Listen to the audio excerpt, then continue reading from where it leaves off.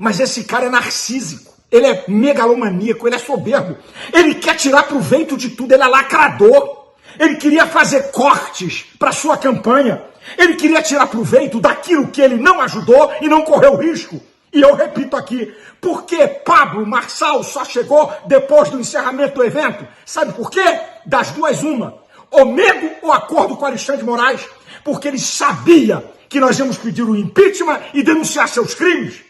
Esse cara não é digno do voto da direita, dos evangélicos, nem do povo de São Paulo, porque mente, deturpa, engana para tirar proveito político. Essa que é a verdade.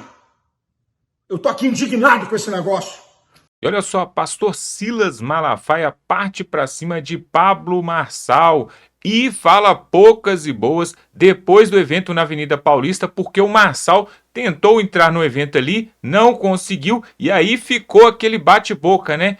Quem barrou, quem estava certo, quem não estava certo, mas você vai ver agora o desabafo que o pastor Silas Malafaia fez a respeito de Marçal. E outra, ele vai soltar uma bomba aqui envolvendo o ministro Alexandre de Moraes. Preste bastante atenção no que ele vai falar sobre Pablo Marçal e Moraes envolvendo o 7 de setembro. Confira agora essa fala aí calorosa do Silas Malafaia e não se esqueça de dar o like e de se inscrever no canal se você ainda não é inscrito. Se inscreva agora e vamos para essa matéria que está pegando fogo. Povo abençoado do Brasil, eu quero falar sobre Pablo Marçal nas manifestações do 7 de setembro. Em primeiro lugar, para que não haja dúvida, eu quero dizer para vocês que nas últimas 3 campanhas eleitorais de prefeito, tanto o Rio como São Paulo, eu não apoio ninguém no primeiro turno.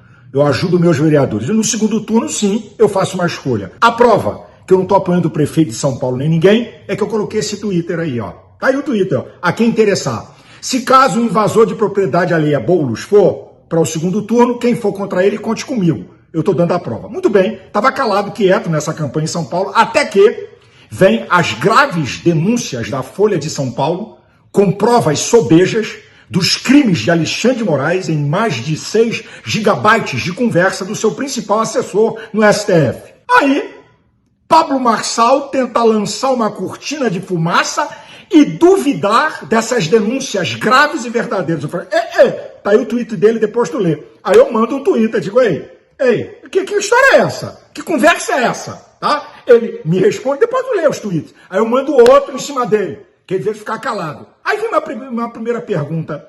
Por que essa defesa de Alexandre de Moraes? É medo ou acordo? Calma, vamos seguir. Aí vem Bolsonaro e diz assim para mim, eu vou convocar todos os candidatos a prefeito de São Paulo para ir no evento, porque o evento é acima de candidatura de prefeito. Eu falei, perfeito, todos foram convidados.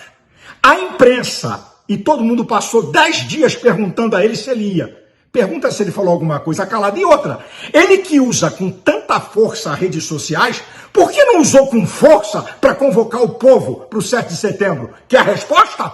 Porque ele sabia que lá nós íamos pedir o impeachment de Alexandre de Moraes. Ou ele tem acordo ou tem medo, por isso ficou calado.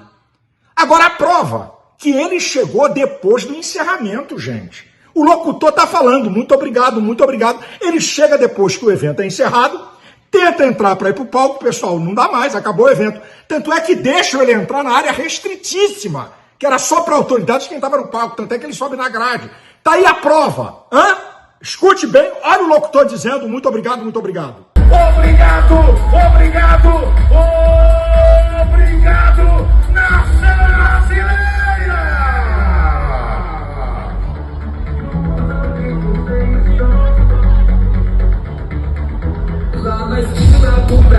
Se você tem alguma dúvida que esse vídeo é uma montagem, entra no meu canal do YouTube, Silas Malafaia Oficial, tem 3 horas do evento. Vai na parte final. Bolsonaro já tinha encerrado, nós estávamos agradecendo e o locutor dizendo muito obrigado, muito obrigado. É a hora que Pablo Marçal chega, depois que o evento foi encerrado.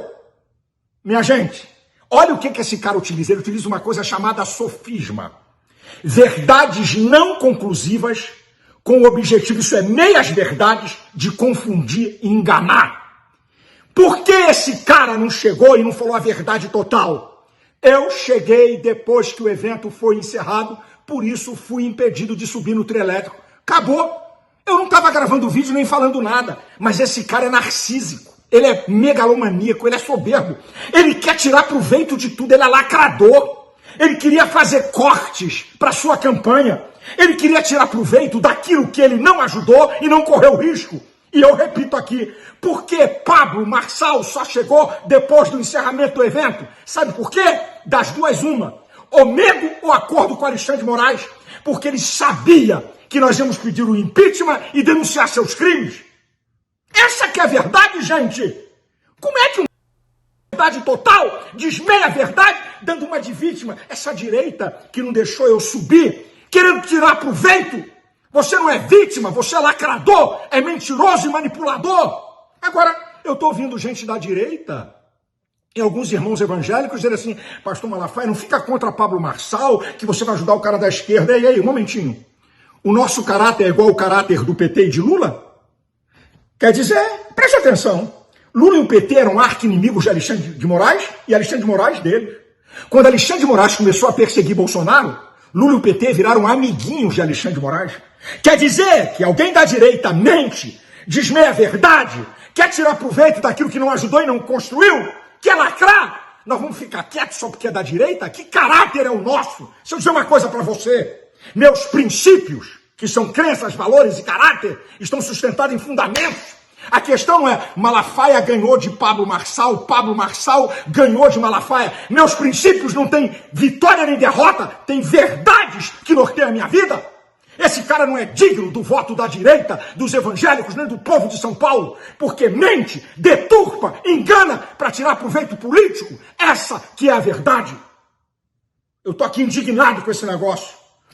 Então tá aí, você viu a fala do Silas Malafaia metendo o pau, quebrando tudo pra cima do Pablo Marçal, e eles já tiveram outros embates, como por exemplo em 2022, quando Pablo Marçal queria ser presidente do Brasil, teve a sua candidatura ali recusada pelo TSE, e naquela oportunidade o Silas Malafaia também partiu pra cima. Por quê?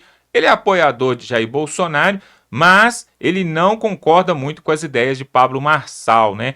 E olha só, nós queremos mostrar ainda agora uma outra matéria muito importante que diz respeito exatamente ao 7 de setembro e ao Fora Moraes. Preste bastante atenção, depois desse evento que levou ali milhares, se não milhões de pessoas ali na Avenida Paulista, nós vamos mostrar aqui o que vai acontecer agora, porque os deputados, preste bastante atenção, os deputados é que vão entrar hoje com um pedido de impeachment ali no Senado Federal, e o Senado vai apreciar, vai receber esse pedido e vai ir para frente ou não, mas tudo vai depender, é claro, ali dos senadores e também do Rodrigo Pacheco, não só do Rodrigo Pacheco, mas você vai entender agora qual que é o rito, qual que é a sequência, o que precisa acontecer para Alexandre de Moraes ser impeachmentado. E quem vai explicar para nós é um jurista que entende realmente do assunto, é o Tiago Pavinato, que vai mostrar aqui, vai falar claramente o que vai acontecer, para você não ficar acreditando em fake news, em falácias por aí. Ele vai mostrar a verdade agora, qual que é o próximo passo e o que pode acontecer ou não. Será que Alexandre de Moraes pode mesmo ser impeachmentado ou não? Ou essa vai ser só mais uma tentativa dos deputados e senadores ali? Vamos ver agora com o Pavinato. Dá um like nesse vídeo, se inscreva no canal, vamos para essa matéria. O Pacheco, ele deu uma declaração para o jornal o Globo, dizendo que com ele não adianta a pressão, mas ele queria ser sensibilizado, dando a entender de que ele era o dono de um eventual processo de impeachment do ministro Alexandre de Moraes lá no Senado. E o que eu fiz foi abrir, esmiuçar o regimento interno do Senado, esmiuçar a lei 1079 de 1950, que trata do impeachment, e também esmiuçar, fazer uma leitura conjunta desta lei do impeachment, do regimento interno do Senado, do Código de Processo Penal, da Constituição da República e de um acórdão do STF de 2016 acerca de uma ação direta de descumprimento de preceito fundamental que tratava dos trâmites do impeachment no Senado, depois de aprovado na Câmara, no caso de presidente da República. Acontece o seguinte: na lei de impeachment, não é dado nem ao presidente do Senado, nem ao presidente da Câmara dos Deputados, no caso do impeachment do presidente ou do vice-presidente da República, o poder de sentar em cima, de levar adiante ou não, de escolher o que vai ser feito com uma denúncia de impeachment. Acontece que essa lei é de 1950 e nós estamos sob a égide da Constituição de 1988. Alguns artigos dessa lei foram recepcionados, outros não.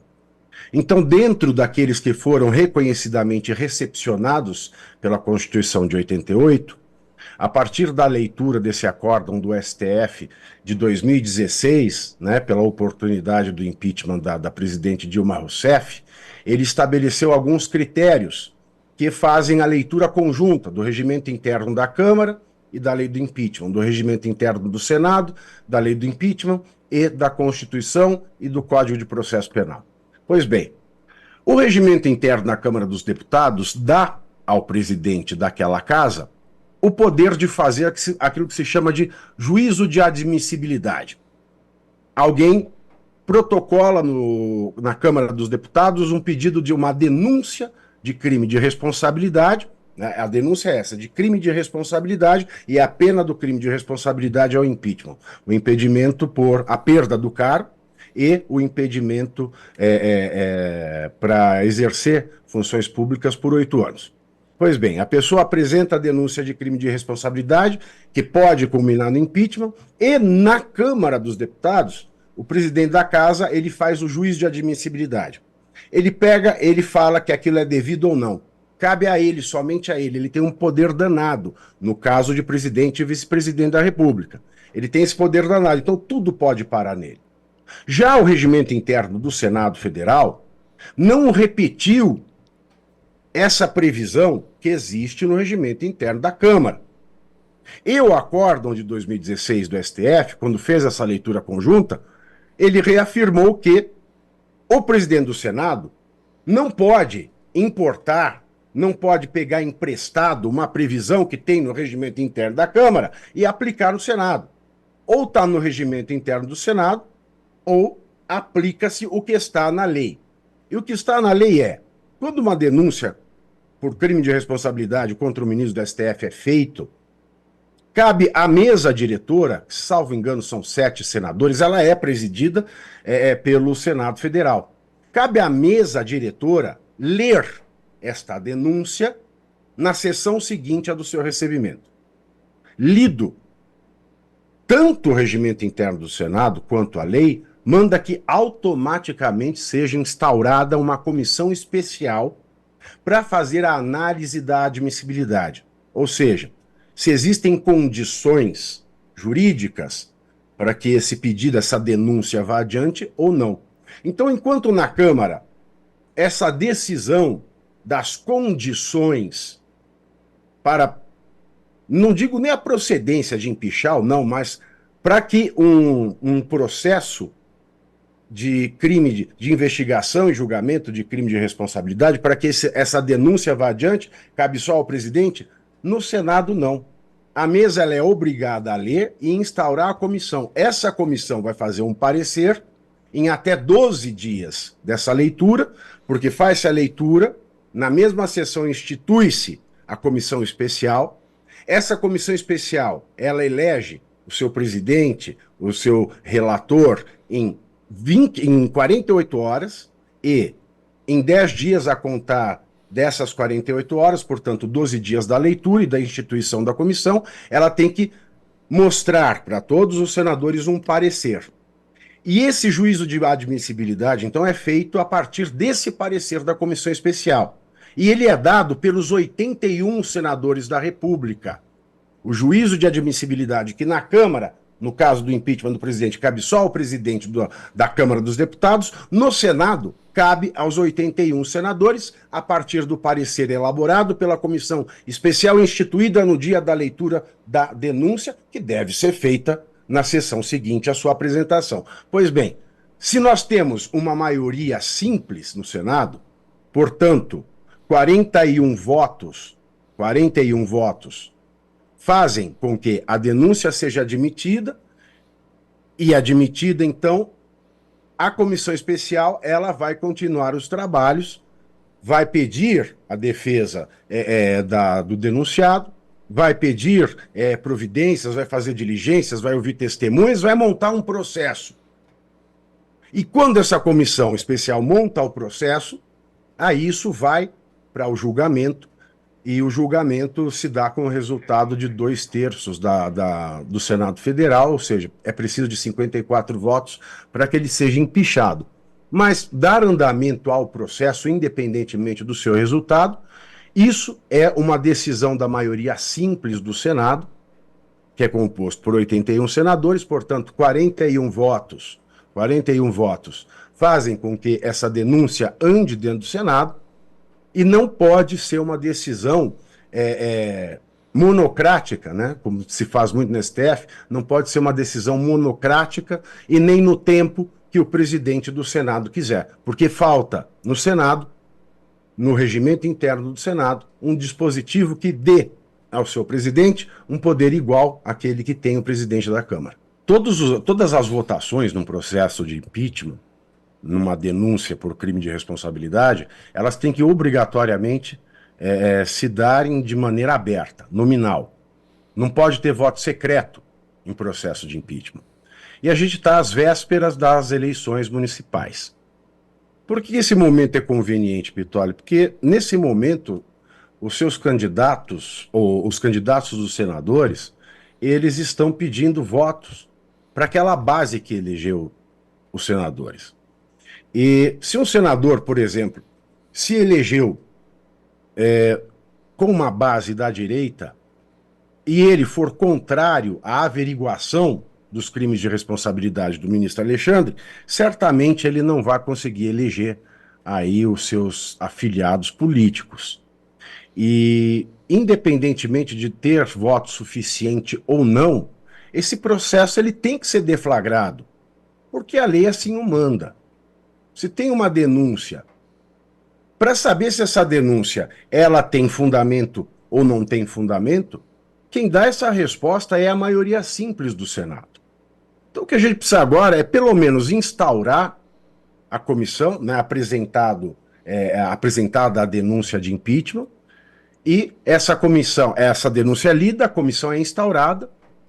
Em 12 dias dessa instauração, deve haver um parecer para todos os senadores e eles devem votar isso em até 10 dias, né, depois, em no mínimo 10 dias depois dessa apresentação do parecer. Tá, então você viu a fala do Pavinato, Thiago Pavinato, esse jurista que é um professor, ele dá aula de direito, entende muito também sobre o direito na política. E aí ele falou sobre o rito aí, essa sequência que tem que acontecer, e agora a pergunta que fica é se, na verdade, não depende somente do Pacheco, depende também dos senadores. Será que nós vamos ter a quantidade, o colegiado ali mínimo, né, de 54 senadores para poder votar esse impeachment, para votar a favor? Porque com certeza, nós já escutamos desde lá de trás que depois das últimas eleições de 2022, o Senado em sua maioria era de direita. Não foi isso que foi falado, não foi isso que nós ouvimos tanto até nos noticiários aí, né? Na grande mídia, falou, não, a direita tem a maioria no Senado. Não tem na Câmara, mas tem no Senado. Então agora está na hora de a gente saber o que vai acontecer. Eu quero deixar uma pergunta aqui para você. Você acha mesmo que Rodrigo Pacheco e seus comparsas ali vão colocar para frente esse processo de impeachment ou vai terminar em pizza? O que você acha? Coloque aqui nos comentários. Por quê?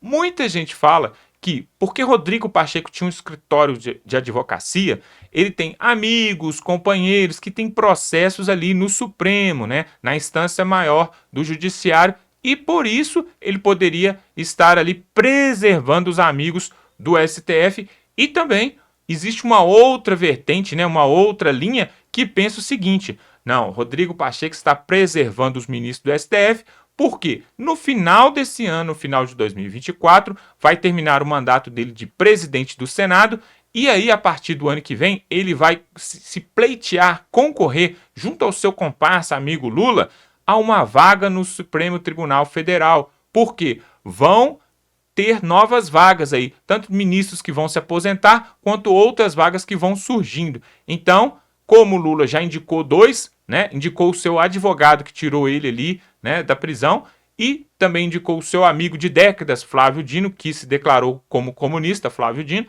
Agora, né, chegou a hora, será que chegou a hora dele dar um presente ali para aquele que, entre aspas, né, o ajudou ali a perpetuar, ali a voltar ao poder? Porque nós vimos tantas coisas nesse país, né? Tem algumas falas de alguns ministros que são mesmo estranhas, assim, né? Por exemplo, nós temos o Barroso que falou, né? Perdeu Mané, falou em outro evento, vencemos o bolsonarismo. Nós temos o Gilmar Mendes que falou assim num evento lá em Portugal, ele falou o seguinte, que se temos Lula hoje no poder, isso se deveu ao STF.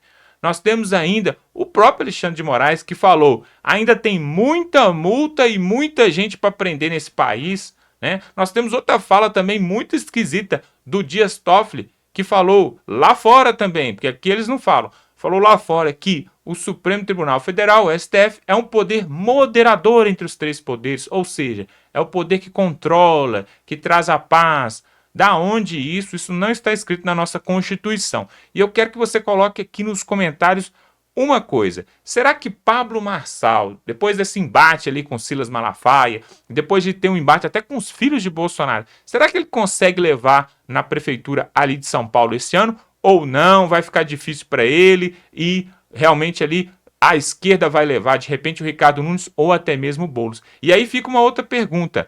Para um segundo turno ali em São Paulo, se der segundo turno, será que se der Pablo Marçal e Boulos, o Silas Malafaia e o próprio Bolsonaro vão apoiar Marçal ou vão se esquivar e falar, não, a gente não vai apoiar, a gente não vai participar dessas eleições? E aí, o que você tem para dizer? Porque o Nicolas Ferreira, apesar de não declarar publicamente o seu apoio a Pablo Marçal ali em São Paulo, ele ontem lá em cima do caminhão tem uma imagem, ele fazendo o M, né? Ele fazendo o M ali de forma bem discreta, bem discreta.